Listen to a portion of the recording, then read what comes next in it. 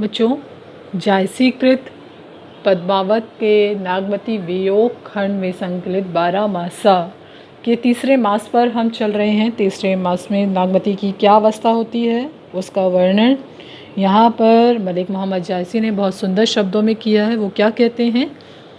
लागेउ माह परे अब पाला, बिरहा काल भयउ जड़ काला, पहल पहल तन रुई जो झाँपे, हहली हहली अधिको हिय काँपे, आई सूर होई तपू रे नाही नाहा, तेहि बिनु जाड़ न छूटे माहा, एहि मास उपजे रस मूलु, तू सो भवर मोर जोबन फूलू, नैन चुवहीं जिस माहुट नीरू, तेहि जल अंग लाग सर चीरू, टूटहि बूंद परहि जस ओला, बिरह पवन होई मारे झोला, केहिक सिंगार को पीहर पहिर पटोरा, गिय नहीं हार रही होई डोरा, तुम बिन कंता धनु हरऊ तन तिनु वर भाडोल, तेहि पर बिरह जराई के चाहे उड़ावन झोल। क्या कह रहे इस पद में मलिक मोहम्मद जायसी नागमती की किस व्यथा का वर्णन करते हैं? तो देखिए, लागहु माह परे अब पाला। क्या कहती है नागमती? अब अगहन को हमने देख लिया, अगहन के बाद पूस, पूस के बाद आता है माघ। वो कहती हैं माघ आ गया है और माघ में क्या हो रहा है? पाला पड़ रहा है। बिरह काल भयउ जड़ काला, और जो विरह अवस्था है, विरह का समय है, वो कैसा हो गया है? जड़ काल, मतलब मृत्यु काल। एक मानो मृत्यु नज़दीक आ गई हो। यह जो वेदना है, जो विरह की वेदना है, वह मृत्यु की तरह नागमती को प्रतीत हो रही है। पहल पहल तन रुई जो झाँपे।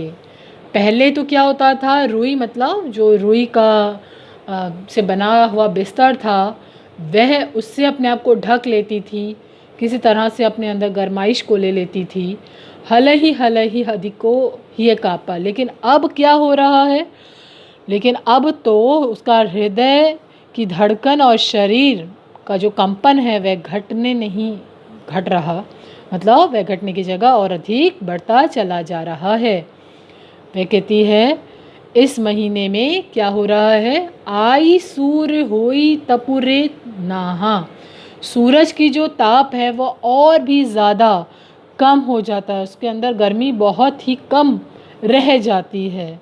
वो कहती है तेहि बिनु जाड़ न छूटे ही माहा। हे स्वामी, तुम्हारे बिना मेरे जीवन की जो ठंडक है या मेरे जीवन का जो एक नीरसता है वह नहीं जाएगी।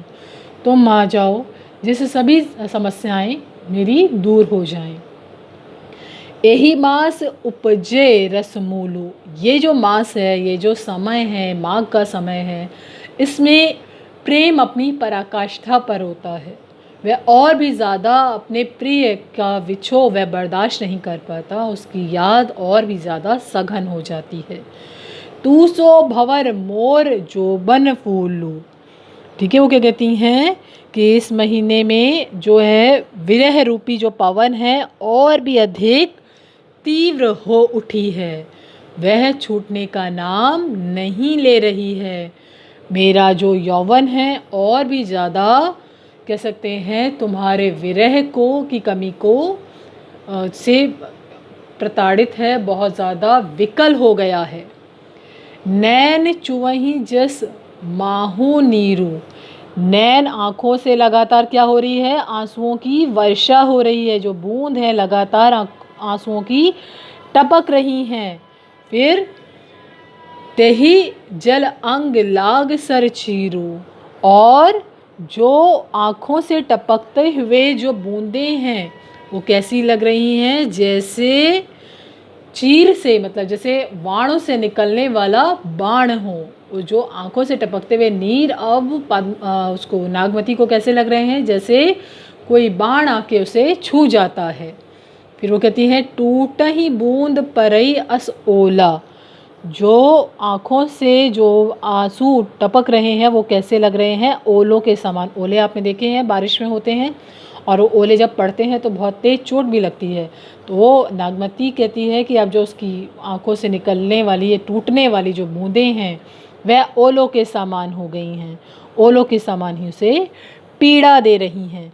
नागमती क्या कहती है, विरह पवन होई मारे झोला।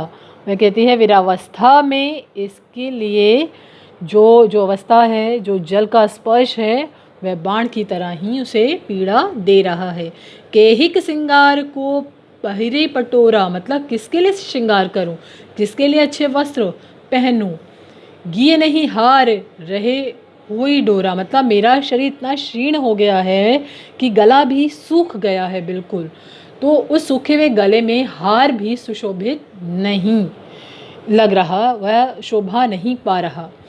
तुम बिन कंता, तुम्हारे बिना हे पतिदेव, हे तुम्हारे बिना हे प्रिय, धनी हरि, मतलब धनी मतलब मैं स्त्री जो हूँ तुम्हारी, वह तुम्हारे बिना सूख गई है पूरी तरह से। और मेरा शरीर कैसा हो गया है, तन तिनवर भा डोला, मेरा शरीर तिनके के समान सूख कर तिनके के समान हो गया है। अब क्या हो जाएगा, यही पर विरह जराई के चहे उड़ावन झोला। अब इस तिनके को चाहे तो विरह रूपी अग्नि जला के भस्म कर दे, और चाहे पवन उड़ाकर दूर देश ले जाए। ठीक है बच्चे, आगे समझ। अगले वाली कड़ी में हम चौथा और अंतिम जो है मास का वर्णन पढ़ेंगे।